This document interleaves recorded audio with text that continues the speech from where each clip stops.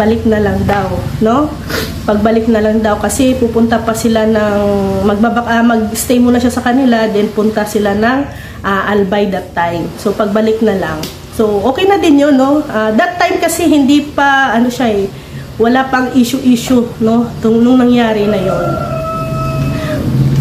So then syempre, no, sa kainitan ng issue, sagsagaran, so kami ni Maricel, DJ Maricel, nag-uusap. So, yun, isang ano din yun, expression ng tao, no? Observation. Halimbawa, magkasama kami, nag-observe ako sa kanya.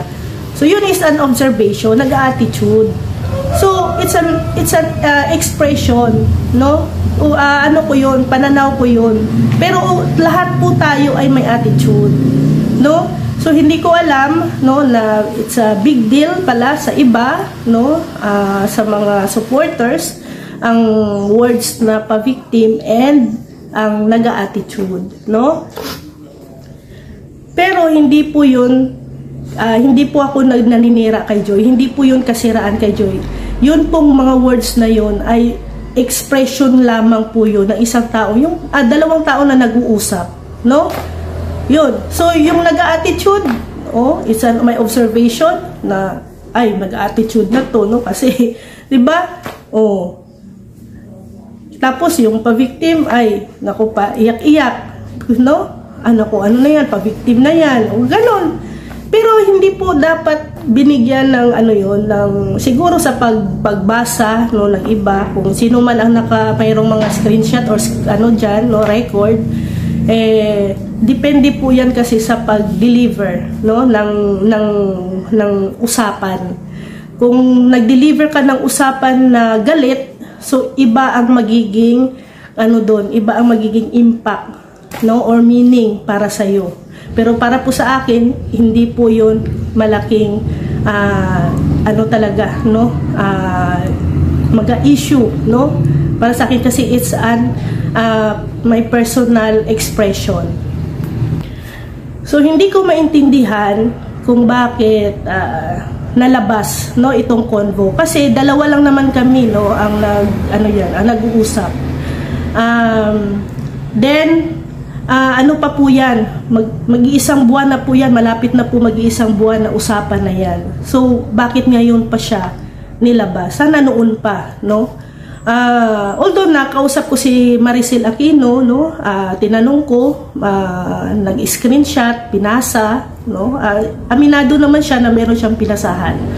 So, yun, no, wala tayong magagawa at ayan na.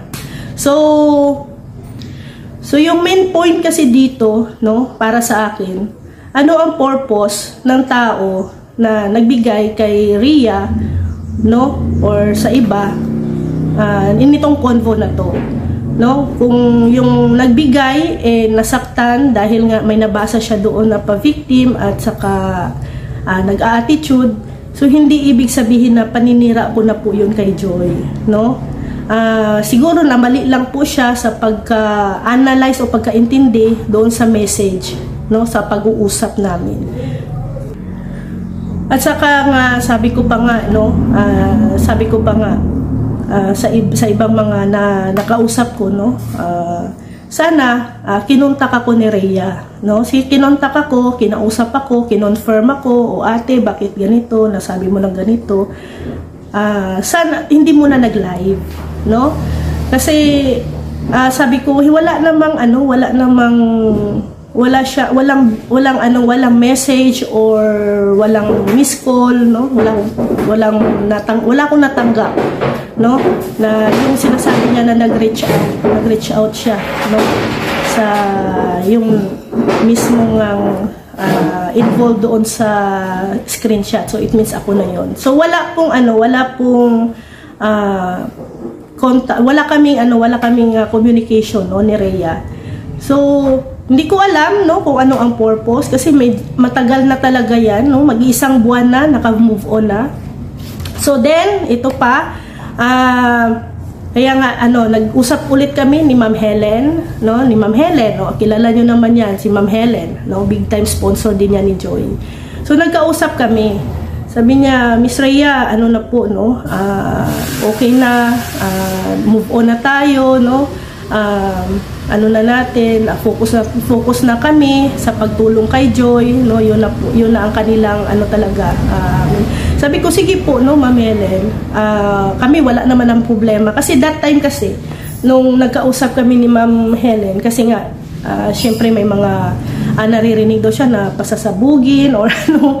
Sabi ko wala naman po, no, wala pong pasasabugin na nangyayari or ano. Tapos sabi niya okay na, no, okay na ang ano lahat.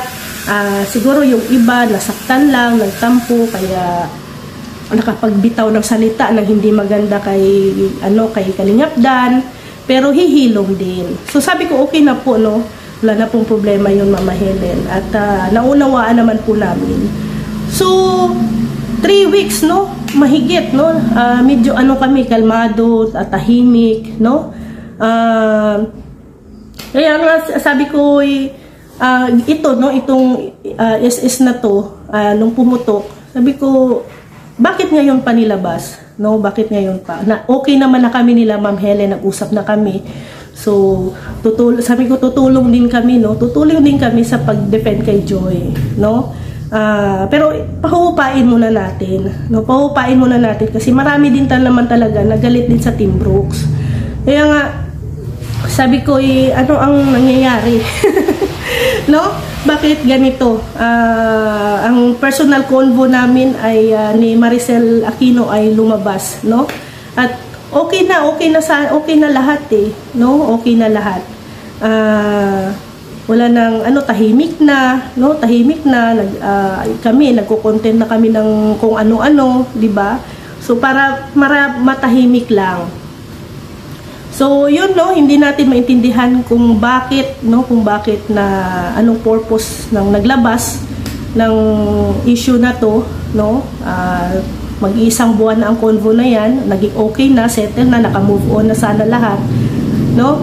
So, pasensya kay Joy, pasensya kay Rhea, kay Mama Nanay Imelda, kay Kuya Val, kay Kalingap Rab, no? Sorry kung nasaktan or masakit po sa pandinig po ninyo yung sinasabi kong pa-victim and attitude, no, kay Joy. Sa mga supporters, no, ni Joy, pasensya po, sorry po sa inyo kung nasaktan din po kayo.